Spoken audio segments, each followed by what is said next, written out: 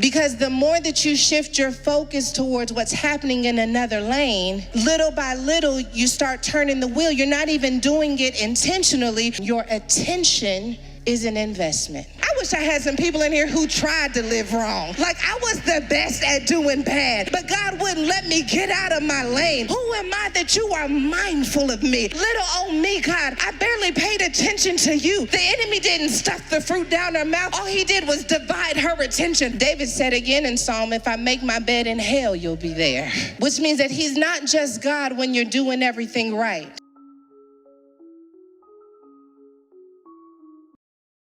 God gave me Numbers 14, New King James Version. I'm going to start in verse 6. For context, God has told Moses to send 12 spies over into the promised land to scope out and see exactly what strategy and tactic they're going to need in order to invade the territory. Not only that, he also has them to bring back fruit from the promised land, because he recognizes that in relaying the information about who was currently inhabiting the land, that they're also going to need a taste of the promise before they actually step into it.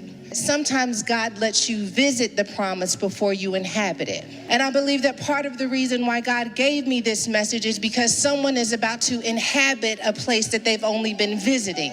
But maybe you saw glimpses of the promise connected to your name. What wholeness could look like, what health could look like, what joy could look like, what peace could look like. You had some highs and some lows and some moments where it looked like maybe I am on the right path, and then some moments where it felt like you had been pushed back. And I hear God saying that you were just visiting, but you're going to inhabit the place that you were once visiting. So the spies has brought fruit from the promised land, and they brought a report. And the report is discouraging for some, but right on target for the others. And those who are discouraged because the land is inhabited and the people are great, and they feel like they are grasshoppers in their own sight. That's what Numbers 13 tells us. But Joshua, the son of Nun, and Caleb, the son of Jephunneh, who were among those who had spied out the land, tore their clothes. And they spoke to all the congregation of the children of Israel, saying, the land we passed through to spy out is an exceedingly good land. If the Lord delights in us, then he will bring us into this land and give it to us, a land which flows with milk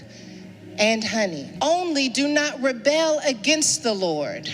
Don't turn back. Don't fear the people of the land, for they are our bread.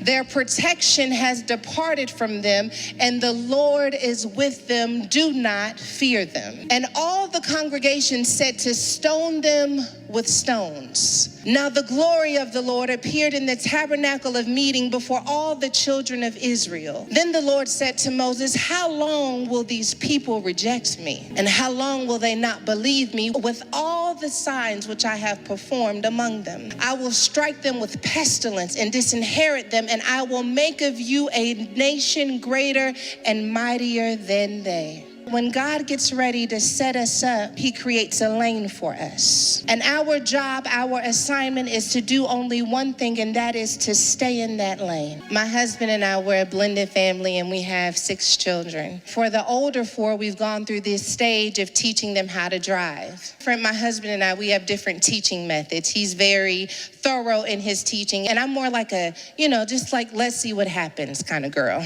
I told the kids, like, I will teach you how to drive, but then, my supervisor's gonna have to come in and make sure that I checked all of the boxes. And so on one of the first drives that I went out with one of the children, I won't name them because all 4 of them who we've taught to drive are currently in the building. He was practicing, and we did real good when we were like, within the community. We weren't like on the main streets. Then we got on the main streets, and I noticed that as the cars were coming, that the driver was swerving a little bit into the other lane. And I didn't want to say anything because I didn't want to alarm him, her, him, them, they, us, we.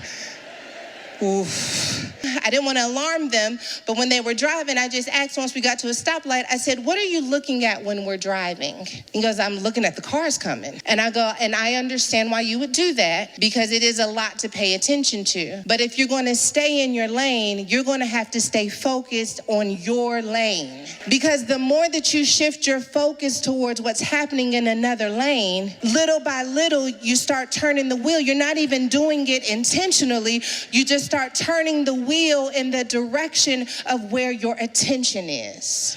I am convinced that our responsibility is to do as we do with driving. It's not that we ignore what's happening completely, but we have to learn to glance at what's happening, but pull our focus back to what is happening within our sphere of influence. It's the same thing with content creation or weight loss or ministry or whatever.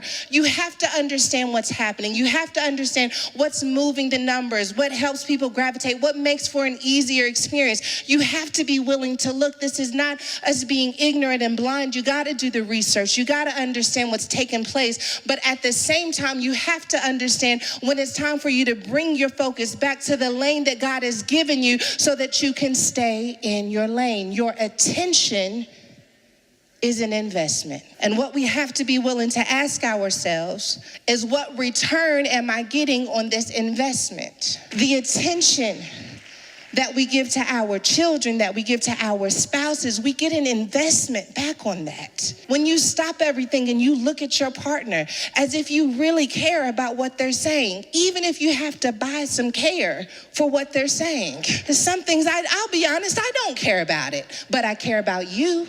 When you value something, you give it attention, but also your attention gives things value. So you have to be careful, not just positively, but negatively as well. When you give attention to negativity, you get a return on that as well. There are some people that when you give them attention, there are some situations when you give them attention, you'd get a value, but the value is not necessarily in the place that you wanted. Now your depression has more value. Now your insecurity has more value. Now your trauma has more value because I gave attention to something that fed into something that was already living inside of me. And then someone comes along and they water a seed that was already there. And so what I have to learn to do is starve out the people who feed the things that make me more insecure. I gotta be stable in order to break this generational curse. I gotta be stable in order to be in ministry. And sometimes that means I gotta block some things out of my mind. Some people are on assignment from the enemy and they don't even realize it. My assignment is not even to thwart you. My assignment is to divide your attention, because if I divide your attention, then you will not have enough momentum to do the thing God has called you to do. The enemy didn't stuff the fruit down her mouth. All he did was divide her attention. I know you're focused on being fruitful and multiplying. I know you're focused on having dominion, but did you ever think about this fruit and now her attention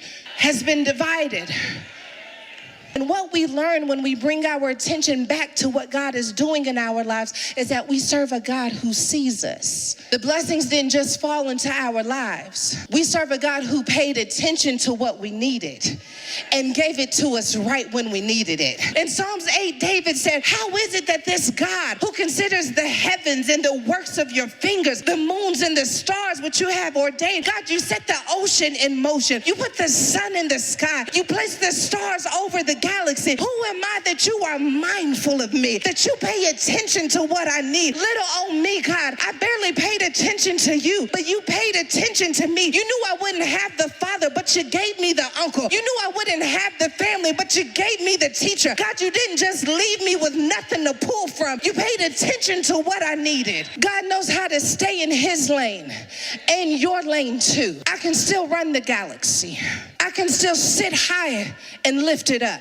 But I also know how to get down into what bothers you. That's the whole thing with me being omnipresent. I know how to be everywhere all at the same time. I can be in your lane and my lane. I can be in her lane and your lane. Just because I'm doing it in her life, it doesn't mean that I'm not doing it in your life too. God pays attention because he recognizes that I'm trying to keep you in your lane. What I love the most about God is even when we swerve out of our lane, he shows up there too. David said again in Psalm, if I make my bed in hell, you'll be there. Which means that he's not just God when you're doing everything right. And he's not just showing up just because you showed up in all of your righteousness and holiness. But when we look back over our lives, I bet a few of us see some times where I swerved out of my lane, but God was still there in the midst of it all. That God said, I know you don't have no business being over here at this hour of the night. I know you don't have no business talking this person at all. That's why I'm going to flicker the lights to let you know that I'm over in this lane too. I wish I had some people in here who tried to live wrong. Like I gave it my best shot. Like I was the best at doing bad, but God wouldn't let me get out of my lane. God kept calling me. God, I wanted to turn this sermon off. I didn't want your presence to reach me. I swerved out of your lane because I've got too much shame and I got too much guilt. But for some reason, God came and chased me down. So much so that I had to turn around and finally say, God, what is it that you want from me? You know I'm not good enough. You know I'm not smart enough. You know all of the things I've done in my past. But every time I swerve out of my lane, you keep pulling me back to where I'm supposed to be. You keep calling my name in spite of what I've gone through. What kind of God do we serve? Who won't even allow us to get out of line and treat us the way we treat people when they get out of line. I'll leave the 99 to come get the one because I'm so committed to who you can be that I don't care who you used to be. I'm so committed to what's in you that I can't give up on what came out of you. I'm so committed to what I placed inside of you that I won't just let you get tossed up in any old environment, in any old circumstances. He's coming to get somebody.